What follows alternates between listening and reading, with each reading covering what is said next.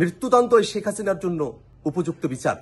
কেবলমাত্র এই মৃত্যুদণ্ডের রায় কার্যকর করার মধ্য দিয়ে শেখ হাসিনার গণহত্যা এবং মানবতা বিরোধী অপরাধের ন্যায় বিচার করা সম্ভব হবে। আমরা সরকারের কাছে আহ্বান জানাই, অতি দ্রুত সময়ের মধ্যে আজকের ঘোষিত রায় সরকারকে কার্যকর করতে হবে। এবং ভারত সরকারের কাছে আমরা আহ্বান জানাই যে খুনি শেখ হাসিনা বাংলাদেশের মানুষের উপরে গণহত্যা চালিয়েছে, মানবতা বিরোধী অপরাধ করেছে, তাকে ভারতে আশ্রয় না দিয়ে বাংলাদেশের বিচার ব্যবস্থার কাছে তারা সুপর্দ করবে।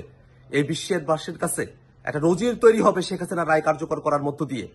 শেখ হাসিনা শুধুমাত্র উস্কানিমূলক বক্তব্য দেয় নাই, আজকের বিচারের মধ্য দিয়ে প্রমাণিত হয়েছে শেখ হাসিনা মানুষকে গুলি করে হত্যা করেছে, লেথাল ওয়েপন ব্যবহার করেছে, গোটা বাহিনীকে মানুষের বিরুদ্ধে খুন করতে কাজে লাগিয়েছে এবং মানুষকে সে পুড়িয়ে হত্যা করেছে। এমন নৃশংস একজন খুনি যার এত এত অপরাধ, সে অপরাধের খুব অল্প কিছু অভিযোগেই আজকে শাস্তির ঘোষণা এসেছে। তার বাকি যত অপরাধ আছে সবগুলো অপরাধেরও বিচার হবে এবং এই গণহত্যাকারীরা তাদের শাস্তি কার্যকর করার মধ্য দিয়ে পৃথিবীর ইতিহাসে একটি নজির তৈরি হবে, যাতে করে আর কোনো শাসক, আর কোনো গোষ্ঠী তারা যেন গণহত্যাকারী হয়ে উঠতে না পারে, মানবতা বিরোধী হয়ে উঠতে না পারে। তেমন একটা সময়ের জন্য অপেক্ষা করছি আমরা। শুধুমাত্র রায় ঘোষণা করার মধ্য দিয়ে নয়, রায় কার্যকর করার মধ্য দিয়েই শহীদদের আত্মা শান্তি পাবে।